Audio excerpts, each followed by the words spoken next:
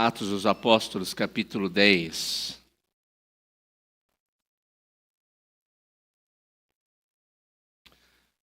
Atos dos Apóstolos, capítulo 10. Versículos 37 e 38. Atos 10, 37 e 38.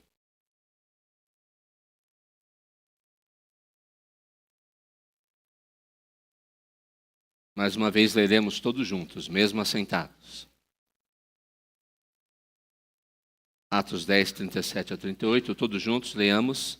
Vós conheceis a palavra que se divulgou por toda a Judeia, tendo começado desde a Galileia, depois do batismo que João pregou, como Deus ungiu a Jesus de Nazaré com o Espírito Santo e com poder, o qual andou por toda a parte, fazendo bem e curando a todos os oprimidos do diabo, porque Deus era com ele. Oremos mais uma vez. Fala o nosso coração nessa manhã. Ajuda-nos, Senhor, nosso Deus, a entender a Tua palavra, mas o mais importante, a praticá-la, para que não sejamos ouvintes negligentes, mas operosos praticantes do Teu querer. Em nome de Jesus. Amém. Você já deve ter escutado repetidas vezes pessoas falando, até uma música. Infelizmente eu conheci essa música numa igreja presbiteriana, não era lá que eu devia ter conhecido.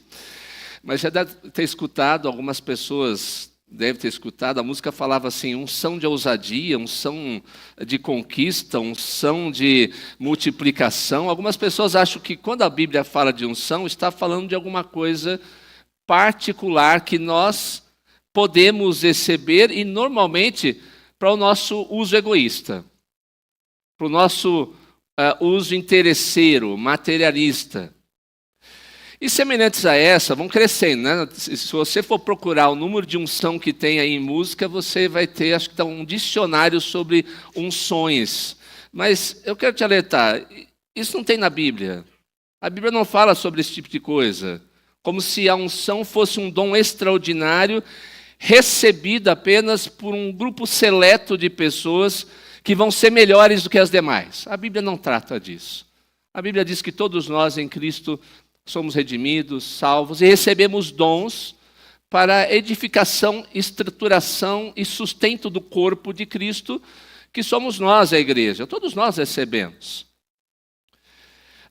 Essa afirmação, como eu digo, é baseada numa falsa compreensão, interpretação da Bíblia. É uma teologia antropocêntrica que deseja dar um poder que Deus não prometeu em sua palavra. E a pergunta 31 do Catecismo de Heidelberg vai tratar desse tema.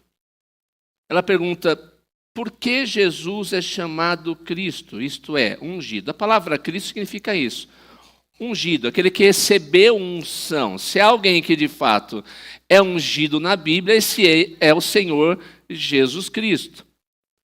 Deus, o Pai, ordenou, e o Espírito Santo, no passado, no Antigo Testamento, a unção era feita derramando-se o óleo sobre alguém que ia cumprir uma determinada função ou ofício, e aquele momento significava, essa pessoa não somente foi separada, mas agora ela está devidamente preparada e está devidamente cheia do poder do Espírito para executar essa função, esse ofício que Deus determinou para essa pessoa. No Antigo Testamento, os principais, ou diria, os ofícios que de fato existiam diante de Deus e do povo, ou do povo para com Deus, eram apenas e tão somente o profeta, o sacerdote e o rei. E quando eles eram separados para isso, eles recebiam a devida unção com óleo para executarem a sua função. Vocês vão lembrar, por exemplo, de Davi. Quando Samuel vai até a casa de Davi, ele não está lá, Deus diz, quando ele volta, é esse rapaz, esse novo rapaz, esse rapaz mais mirradinho, vermelhinho, esse rapaz de cabelo encaracolado, é esse aí, pode ungir. Samuel vai lá e derrama o óleo. Ele não imediatamente se torna o rei, Mas com o tempo Deus vai preparando aquele jovem para que ele possa assumir o seu papel de realeza. O mesmo acontecia com o sacerdócio. Normalmente, para o ofício de profeta, isso não era regular, mas Deus mesmo separava e dizia: você vai ser a minha boca diante do povo. Acontecia de vez em quando, mas não tanto quanto o rei e os sacerdotes. E foi assim na história de Israel diversas e diversas vezes. Mas quando Jesus vem, o nosso Senhor, o grande rei, o Redentor, ele recebe uma unção definitiva. Ele recebe diretamente o próprio Espírito Santo. Jesus é revestido de poder. Ele então concretiza definitivamente em si mesmo os 3 ofícios, de uma vez por todas. De maneira que depois de Cristo não é mais necessário haver um profeta que é limitado com erros, um sacerdote que é limitado com erros, um rei que é limitado e com erros. Ele se torna, de uma vez por todas, eterno rei, eterno profeta, eterno sacerdote. E isso é importante para nós, na presente dispensação, antes da sua volta. E vamos aprender nessa manhã com esses ofícios do Senhor Jesus Cristo, do nosso precioso, amado Salvador Redentor. Primeiro, aprendamos juntos. Jesus é o profeta que fala ao nosso coração, que fala ao seu coração. O profeta no Antigo Testamento falava da parte de Deus para o povo. Então, era representante de Deus, Deus falava por intermédio desse homem para o povo, trazendo palavras de ânimo, às vezes trazendo palavras chamando a atenção das pessoas, do seu erro, dos seus pecados, como eles tinham que voltar para Deus em arrependimento, como eles tinham que se animar nos dias difíceis. Sua função era ser a boca de Deus para o povo de Deus, a fim de que aquele povo fugisse do pecado e andasse nos caminhos do Senhor.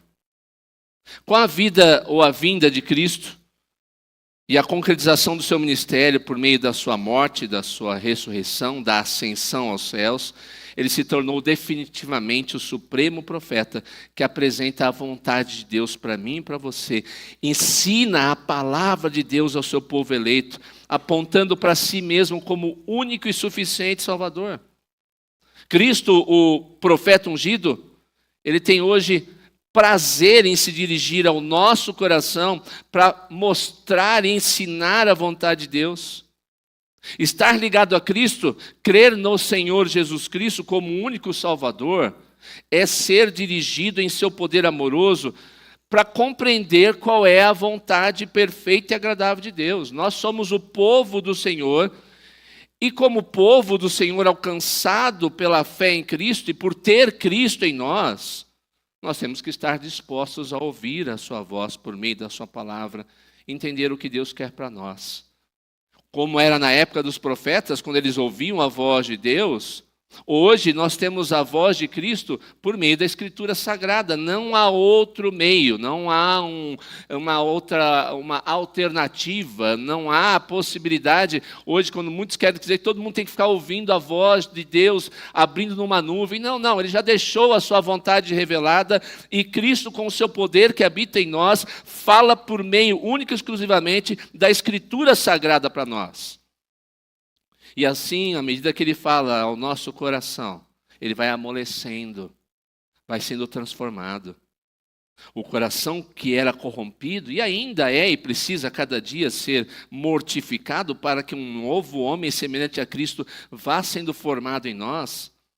Esse Senhor Jesus Cristo, como profeta, no poder do Espírito, em nosso coração, vai nos falando e aconselhando nos momentos difíceis, aconselhando em nossas decisões, transformando-nos para que nos desviemos do mal, odiemos o pecado, tomemos a direção sábia, fujamos até mesmo da aparência do mal e nos apeguemos ao bem, pela voz do Senhor Jesus Cristo, nas Escrituras, única e exclusivamente nas Escrituras, nós somos transformados a cada dia em santidade para sermos nada mais, nada menos como Ele é. Esse é o desejo de Deus. Isso não vai acontecer se não for pelas Escrituras.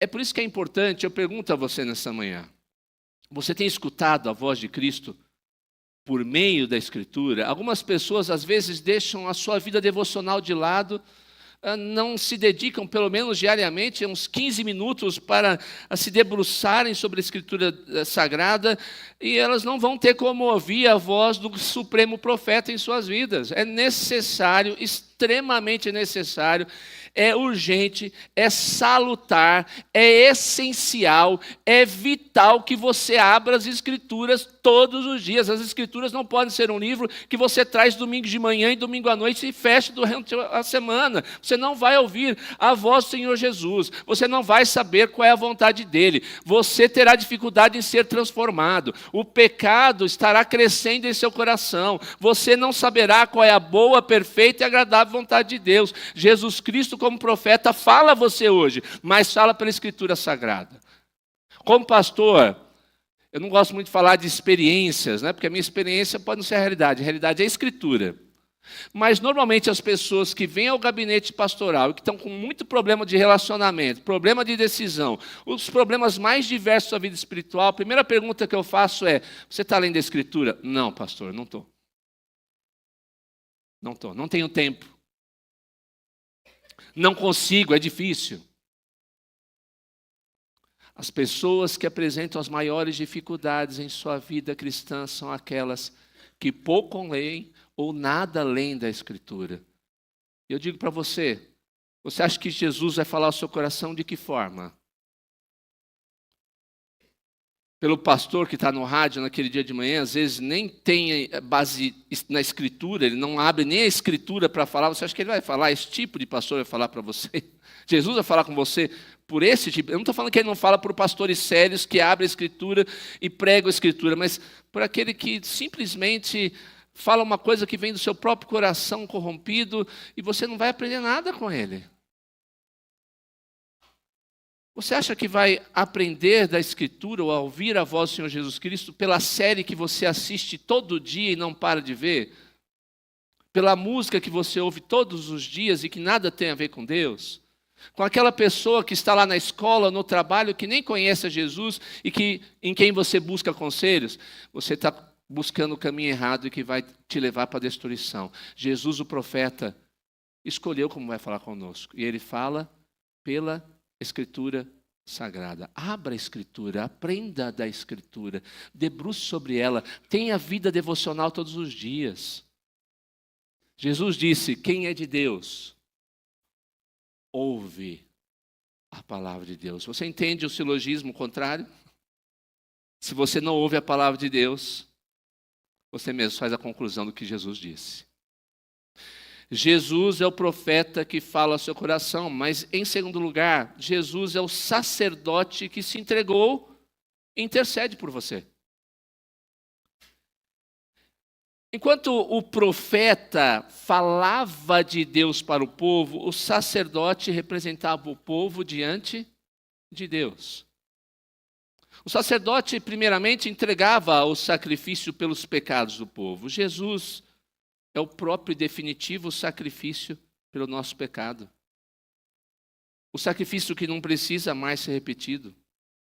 Aliás, não há nenhum sacrifício que eu ou você possamos fazer ou entregar para ser suficiente para nos redimir. Nada pode ser maior do que o sacrifício definitivo de Jesus Cristo por nós. Em nosso pecado e luta contra Ele, nós não podemos deixar de olhar para o horror do Gólgota e para a sanguinária cruz e ali entender que tudo foi consumado pelo Cordeiro de Deus que tira o pecado do mundo. O Cordeiro sem mácula, sem mancha, sem defeito. É em seu sacrifício, o sacrifício de Jesus, que nós descansamos completamente, apesar de nós mesmos. Nada que você possa fazer ou deixar de fazer pode substituir aquele que definitivamente morreu pelos seus pecados. Nas acusações da sua consciência, você já passou por isso? Aquela acusação, você não é crente se você é desse jeito. Naqueles repentes também legalistas que desejam medir a santidade primeiro dos outros, a salvação do seu irmão, você se lembra do sacrifício de Cristo por você? Tanto em uma coisa como outra, nessas acusações, quer dizer, você não é crente por causa do seu pecado, e naquelas que você quer ser melhor que os outros, que dizem, você é bom, porque você obedece a palavra de Deus melhor que os outros. Lembre-se de Jesus Cristo, o sumo e perfeito sacerdote. Ele morreu por você, para que a sua consciência não mais o acuse, mas você possa se apegar à sua salvação, e para que você não possa medir os outros pela sua régua, mas única e exclusivamente pelo sacrifício definitivo de Cristo. Ele nos salvou, Ele é o nosso Redentor, Ele é o nosso sacerdote, Ele é o sacrifício definitivo e perfeito por cada um de nós, seu povo. Mas como sacerdote, Ele entrou no Santo dos Santos. Você se lembra que o sacerdote entrava apenas uma vez por ano para isso? Mas antes disso, ele tinha que oferecer um sacrifício por si mesmo, ele não podia entrar. O autor de Hebreus fala muito bem sobre isso. Esse é um bom exercício para você fazer hoje, no domingo, dia do Senhor. Leia lá um pouco da carta de Hebreus para entender o que ele quer dizer. O autor de Hebreus, reforçando essa ideia, mostrava como os sacerdotes humanos, os pecadores, eram limitados. Todas as vezes que iam entrar no lugar santo dos santos, eles tinham que oferecer um sacrifício por si mesmos. Porque eles eram pecadores como nós. Eram imperfeitos como nós. Cheios de falhas como nós. Aquele sacerdote era apenas um tipo que lançava a luz para o grande, supremo, sumo sacerdote da linhagem de Melquisedeque, como o autor de Hebreus, repetindo mais uma vez, diz. Jesus Cristo, ao vir esse mundo, o Deus conosco, se torna o supremo sacerdote, não só porque se entrega a si mesmo como sacrifício, mas porque ele era perfeito ao assim fazê-lo. Mas também porque agora é o sumo sacerdote que, tendo oferecido o sacrifício definitivo, o seu próprio sangue em nosso lugar, por ter se identificado conosco, por ter sido Deus homem, por saber quais são as nossas fraquezas, por saber quais são as nossas lutas, por saber quais são as nossas limitações, por saber quais são as nossas decepções, tristezas, a carga que carregamos todos os dias. O autor de Hebreus também diz, nós não temos um sumo sacerdote que não possa se compadecer de nossas fraquezas. Antes ele foi tentado em todas as coisas, mas sem pecado. Nós podemos, portanto, correr para ele, para encontrarmos socorro em ocasião oportuna. Ele intercede por nós, ele pede por nós todos os dias. Ele intercede quando pecamos e clamamos o seu perdão, cancelando todos os nossos pecados do passado, do presente, até mesmo do futuro. Nesse exato momento que estamos aqui, ele intercede por nós, por nossas limitações, nossas fraquezas. Ele sabe o que você está pensando. Ele sabe as lutas pelas quais você passa. Ele sabe, conhece as lágrimas que você derrama. E ele não nos abandona em nenhum instante sequer. Em todos os momentos, em cada fração de segundos, o Senhor Jesus, nos céus, à direita do Pai, intercede pelos crentes, clama por nós, clama pelo favor de Deus pela nossa vida limitada, frágil, muitas vezes combalida e cega. Ele sabe que tentações você passa, quais os pecados contra os quais você mais luta, quais as preocupações que tiram o seu sono, e assim ele está disposto a ouvir e socorrer você, não uma vez ou outra, mas preste atenção, sempre, e sempre assim será, por todos os dias da nossa vida, até o dia que o encontrarmos. Dia e noite, noite e dia, de segunda a sexta, em cada mês do ano, 365 dias por ano, em toda a nossa vida. Mesmo quando estamos dormindo, além aos perigos, lá está Ele, nos livrando de nós mesmos, da nossa culpa, das armadilhas de Satanás e do temor desse mundo perdido. porque Ele intercede pelo seu povo, nós não precisamos temer. Ele mesmo pediu em sua oração intercessória, você lembra? Não rogo somente por estes, se referindo aos discípulos, mas por todos aqueles que vierem a crer em mim. Assim é Jesus, o grande sacerdote, ungido para interceder por nós. Ele é o profeta, ele é o sacerdote e, finalmente, ele é o rei que governa, protege e conserva você. O reino de Cristo é invisível. Foi inaugurado, mas aguarda a sua consumação. Nós viveremos sempre nessa grande questão entre o já e o ainda não. O reino do Senhor Jesus Cristo já está aqui? Sim. A igreja reunida nessa manhã e as igrejas reunidas ao redor do mundo em seus momentos de culto mostram a realidade desse grande e maravilhoso reino previsto lá em Daniel, na qual uma rocha é tirada sem auxílio de mãos, destrói aquela estátua e sobre aquela rocha, aquela pedra, uma multidão incontável anda sobre ela. É o povo de Deus, é o reino do Senhor. O reino que o mundo não reconhece, que pode ser invisível aos outros e às vezes faz até dúvidas para nós. Mas ele está aí. Foi inaugurado. Aguardamos a volta de Cristo, onde todas as coisas serão reunidas, onde todo o joelho se dobrará na sua presença, uns para a salvação, outros, infelizmente, para a perdição.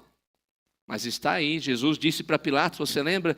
Se o meu reino fosse desse mundo, rogaria ao Pai, e uma multidão de anjos viria ao meu socorro. Mas meu reino não é desse mundo. Mas assim mesmo, ele reina para todo sempre. Aleluia, de reino, o que cantamos mostra essa realidade. O coral quantas vezes canta aqui? Ele reina para sempre e sempre. Ele é o Senhor. Ele está nesse exato momento no seu trono. E ele reina, por exemplo, sobre a história. Não se deixe, irmão, irmã, enganar por aquilo que você vê na política, por aquilo que você vê nas escolas, o seu professor dizendo, nas redes sociais, não importa, não se engane. Esses conceitos, essas ideias, esse aparente poder vai acabar. E mais do que isso, ainda que essas pessoas não queiram aceitar, elas estão sob a poderosa mão do grande e supremo Rei. Ele vive, está majestoso no seu trono, a história está sob o seu controle, sob sua direção. Ainda que todo mundo tente se levantar contra ele, tudo está debaixo das suas mãos. A história é a história dos feitos de Deus e de Cristo, que se dirige para os novos céus e a nova terra, onde ele vai reinar visivelmente para toda a eternidade.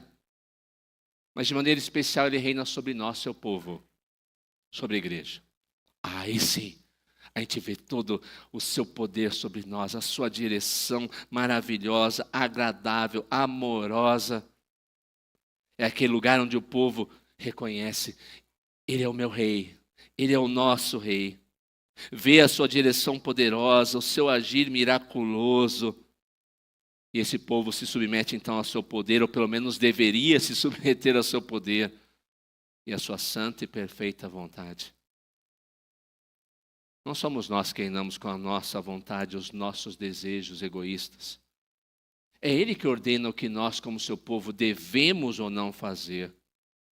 O culto, as nossas decisões como igreja, as nossas decisões particulares, o ensino que apresentamos domingo após domingo, reunião após reunião nessa igreja, o aconselhamento que fazemos àqueles que precisam, as ações da igreja, os planos que a igreja deve ter, o que o conselho deve decidir, o que a junta diaconal deve fazer, o que cada sociedade interna deve decidir, tudo isso está ligado apenas então somente uma coisa: as ordens que o seu Rei e Senhor ordena. É isso, simples e acabou.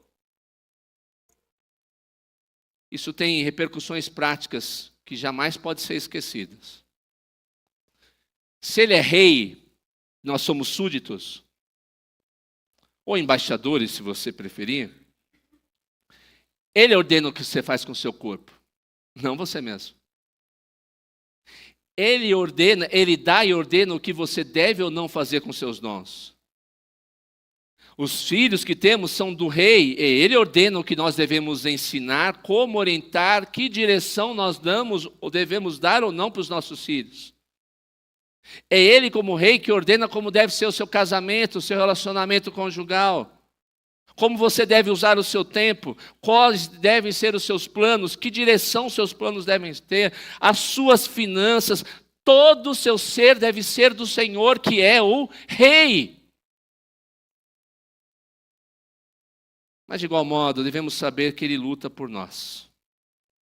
O rei, nos tempos antigos, você vai lembrar do que aconteceu. Lembra o que aconteceu com Davi? O texto bíblico diz que ele ficou no palácio.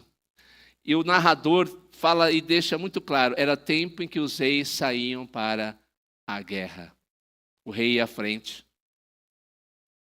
Somente naqueles dias, um rei que não fosse para a batalha não era digno de confiança e de ser ouvido.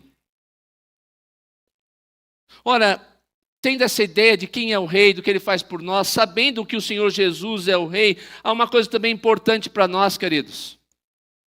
Em nossas lutas, em nossas guerras, em nossas batalhas, o rei sempre vai estar com você. O rei nunca vai esquecer de você. A sua batalha é a batalha do Senhor Jesus Cristo, o Rei. A sua luta pertence a Ele. Ele guerreia as nossas guerras. Ele está conosco em nossas batalhas. Os nossos problemas, sim, são nossos, mas antes de serem nossos, são do Senhor. O Rei que está em seu trono, cuidando de nós em todo o tempo. Ele não vai deixar você sozinho em sua batalha, em sua luta. Se Ele é Rei, é sobre sua lei e reino que vivemos e não sobre o nosso reino, o nosso trono, a nossa lei. Nós temos mania de criar pequenos feudos, pequenos reinados. Criamos um trono na nossa casa, criamos as nossas leis no nosso casamento, e se alguém resolve desobedecer, a vida vira um inferno. Porque eu quero desse jeito, você sabe como eu gosto, eu odeio como é feito desse jeito, você está se colocando como rei. Então, entenda de uma vez por todas. Saia daqui dessa manhã, pelo menos sabendo disso. Você e eu não reinamos sobre nada. O nosso lar tem que ser uma extensão do Rei Jesus Cristo e do seu reino. Ali é a vontade dele que tem que ser feita. É a sua lei que tem que ser estabelecida. Nós julgamos segundo a sua reta justiça e não segundo a nossa torta justiça. Nós somos o seu povo e devemos refletir a beleza e grandiosidade do grande e eterno Rei em nossas palavras, decisões, ações, relacionamentos. Mesmo quando o mundo parece um caos sem direção, o Senhor está lá. Mesmo quando as coisas ao seu redor parecem sair do controle, Ele está lá, submeta-se a Ele, clame a Ele. Clame, Senhor, eu preciso de direção, preciso de sabedoria. Ajude-me em minha pequena fé, em minha falta de direção, em minha falta de sabedoria. Porque eu sou poderoso, o cetro real controla todas as coisas. Não desanime, não tema, não desista. Porque Ele é o profeta, Ele é o sacerdote, Ele é o rei que intercede pelo seu povo e por cada um de nós. Oremos. Louvado seja o seu nome, Redentor amado Jesus Cristo. De eternidade a eternidade tu és Deus. E ungido o Senhor foi para ser o grande, eterno profeta, sacerdote, rei, sobre todo o universo, mas de maneira especial sobre nós, o teu povo. Ajude-nos a ouvir a sua suave, doce voz, por intermédio da Escritura Sagrada. Ajuda-nos a desejar mais, estarmos com o teu santo livro aberto, e sabemos qual é a tua vontade perfeita, agradável, bondosa sobre nós. Dá-nos a tua direção a cada dia. Ajuda-nos a entender o teu querer, a fazer a tua vontade. Ajuda-nos a lembrar que tu és o eterno sacerdote. Nesse exato momento o Senhor sabe da nossa limitação e fraqueza e intercede junto ao trono de graça para que encontremos o socorro em nossa debilitada vida espiritual. Socorre-nos, ó Supremo Sacerdote.